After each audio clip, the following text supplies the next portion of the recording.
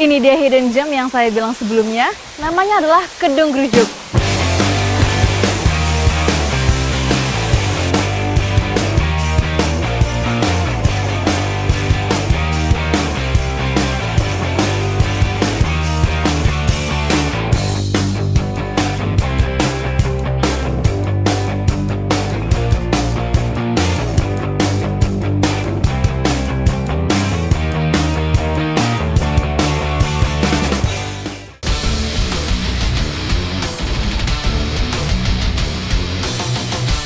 Jejak langkah kaki saya kali ini berada di Desa Muncar Gumuk, Kecamatan Gemawang, Kabupaten Temanggung. Saya bersama warga akan memanen madu lebah hutan.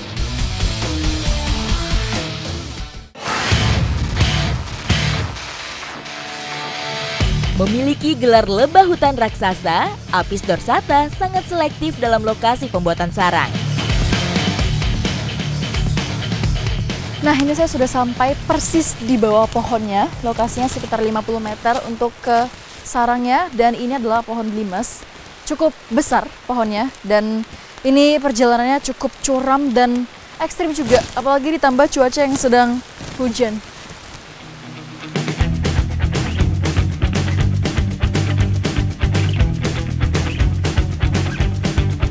Selanjutnya kita mau membuat tangga. Kalau orang sini itu nyebutnya ini caplak ya, Mas.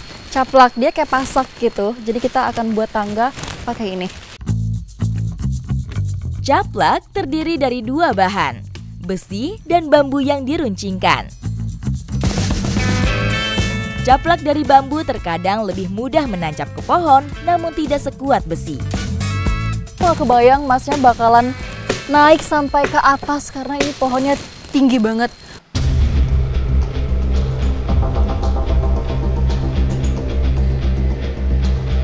Lebah membuat sarang di ketinggian dan tersembunyi untuk menghindari predator alami mereka seperti beruang madu dan elang.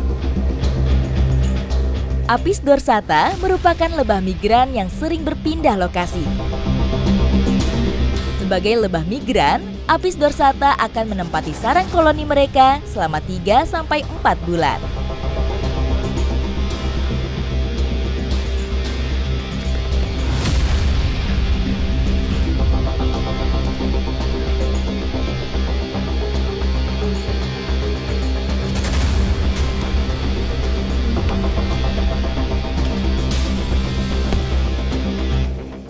Udah mulai kelihatan madunya dan di sini juga asapnya udah mulai dihidupin, jaga-jaga supaya kalau lebahnya ke sini kita tidak tersengat. Dari 8 jenis lebah penghasil madu, Apis dorsata menjadi lebah yang paling agresif.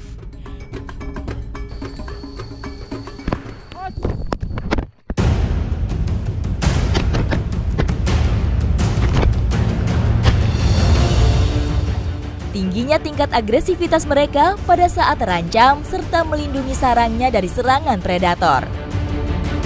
Madunya udah diambil, sudah dipanen, tapi memang sengaja nggak dihabisin. Nah, ini tuh salah satu cara panen di sini untuk menjaga kelestariannya. Jadi nanti ratunya itu masih akan tetap membuat sarang di tempat yang sama.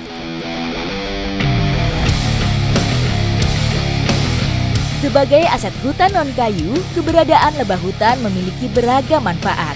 Tidak hanya sebagai penghasil madu dan royal jelly saja. Secara ekologi, keberadaan lebah madu berguna untuk penyerbukan bunga-bunga di kebun dan hutan.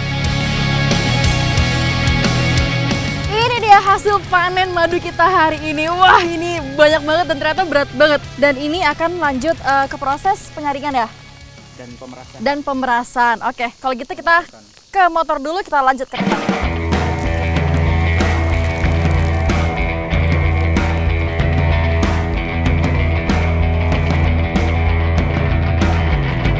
Penyaringan madu menjadi proses penting sebelum dipasarkan. Nah, ini madunya kita lagi pisahin dari tawonnya karena tawonnya itu bisa membuat madunya rasanya jadi lebih asem.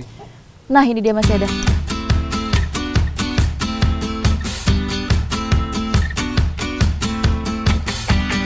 Cara penyaringan yang salah dapat mempengaruhi rasa dan warna madu.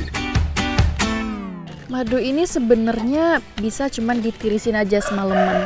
Tapi kalau mau lebih cepat itu bisa dengan cara seperti ini nih. Jadi kita tekan-tekan dia biar dia keluar. Enak banget. Tapi ternyata bener ya, ada rasa sedikit asamnya karena memang pengaruh cuaca dan juga tadi juga bisa jadi pengaruh dari lebahnya, makanya harus dibersihin.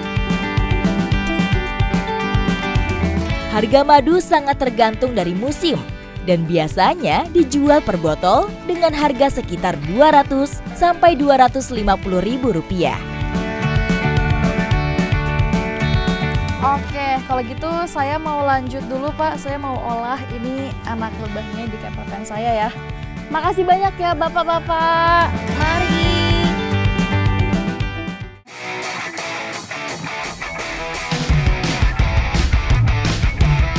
Roda kendaraan overland mengantarkan saya sampai ke kebun teh. Sambil mencari lokasi yang tepat untuk berkemah dan memasak larva lebah hasil buruan.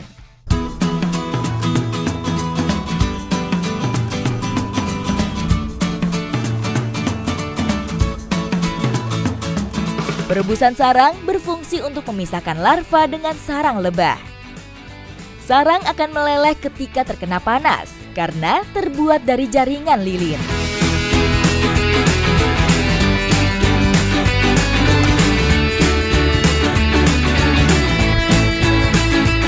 Botok merupakan salah satu makanan khas Jawa yang menggunakan parutan kelapa yang dibungkus daun pisang.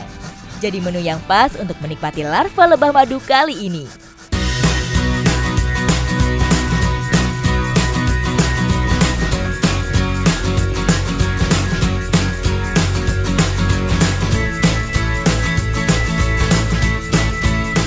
Nah, biar lebih nikmat, ini ditambahin pete, makanan kesukaan saya.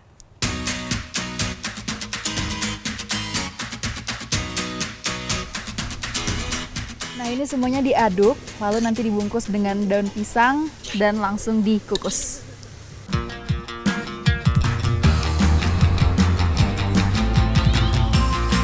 Setelah dikukus selama 15 menit, botok tawon sudah siap untuk dinikmati.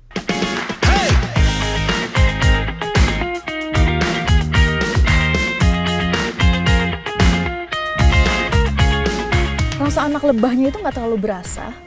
Dia lebih berasa dominan si kelapanya ini dan teksturnya krenyes-krenyes karena ya dia dominan kelapa dan anak lebahnya sendiri teksturnya tuh kan kenyal-kenyal gitu, jadi nggak terlalu berasa dan ini lumayan pedes rasanya dan wangi banget. Dari nyium aromanya aja itu tuh udah berasa kalau rasanya tuh pasti bakalan enak banget.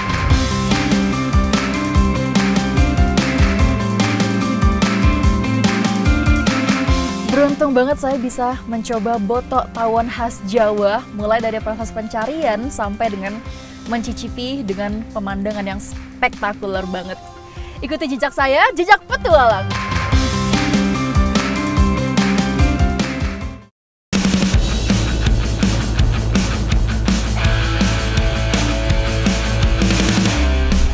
Saya sedang berada di Desa Timang, Wonogiri bersama para teman-teman dari Exalos Indonesia. Kita mendapat laporan untuk menangkap biawak di salah satu rumah warga. Tim Rescue Exalos Indonesia yang berfokus kepada evakuasi dan perilisan hewan ke alam liar.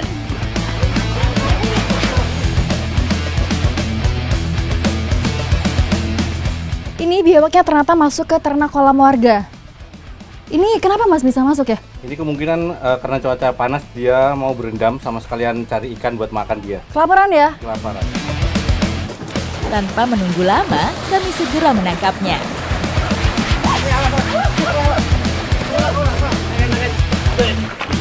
Salvator ini dia memang lebih agresif kalau di dalam air karena dia gerakannya jadi lebih lincah dan cepat. Dan kita harus hati-hati sama cakar dan juga ekornya. Perubahan suhu dan sumber makanan berimbas pada ekosistem yang semakin tidak seimbang, hingga terjadi sumber konflik antara hewan dengan manusia.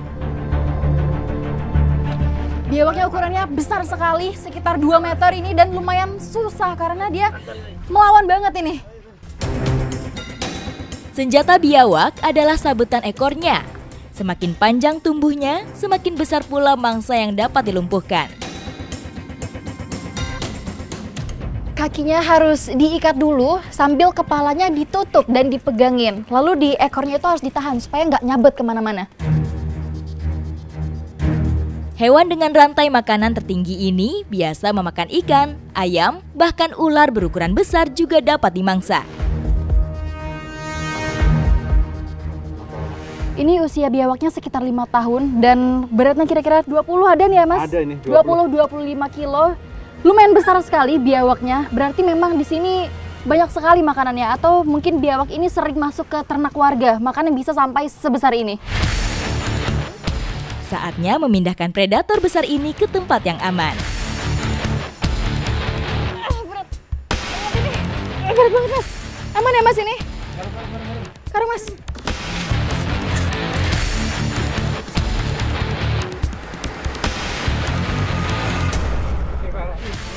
Ya, mari Pak.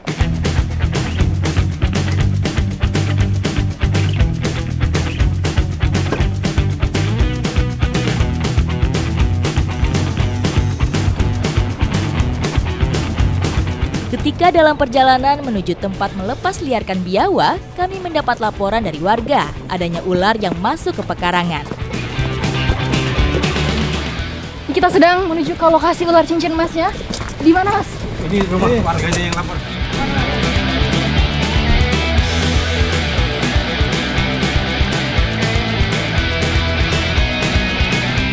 Pohon sering dipilih sebagai tempat persembunyian ular berukuran sedang.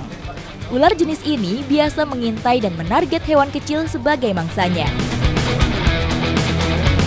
Merescue ular ini harus pakai hook, dan ular cincin emas ini termasuk ular yang berbisa tingkat menengah.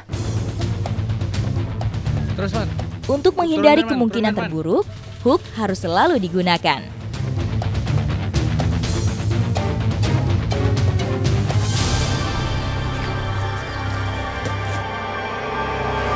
Nah, ini ular cincin emas termasuk ular yang bertaring belakang, dan taringnya itu juga bisa menyuntikkan bisanya. Meskipun ular ini cenderung menghindar dari manusia, tidak jarang ular ini berubah agresif saat terancam. Cincin emas ini ular pohon, hidupnya di atas. Dia hanya mencari makan di atas pohon, biasanya burung-burung kecil yang menjadi makanannya. Mas, kita masukin.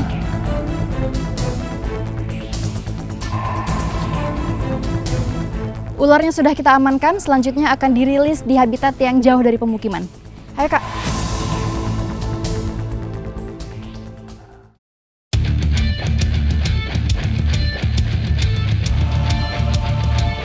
Jarak yang harus kami tempuh menuju titik relokasi tidaklah dekat.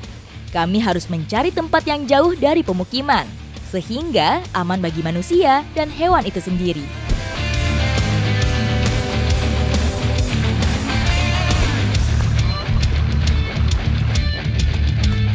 Ini sudah jauh dari pemukiman warga, jadi ini adalah tempat yang aman untuk melepas biawaknya di sini. Lokasi sungai berair menjadi tempat favorit bagi kadal raksasa. Menjadi tempat yang tepat untuk mencari sumber makanan biawak.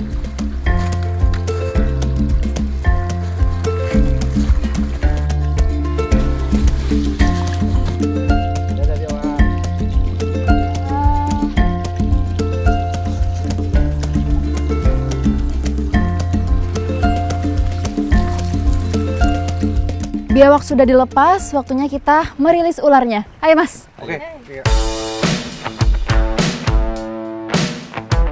Sekarang kita akan ngelepas ular ini karena habitatnya di pohon, jadi harus dilepas di atas pohon juga.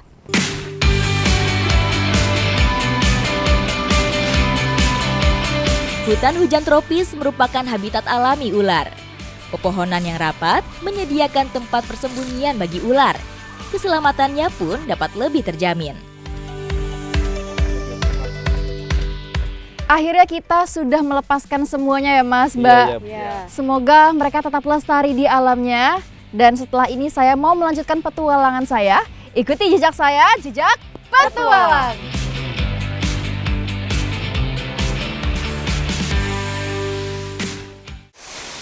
Ini dia hidden gem yang saya bilang sebelumnya, namanya adalah Kedung Grujuk.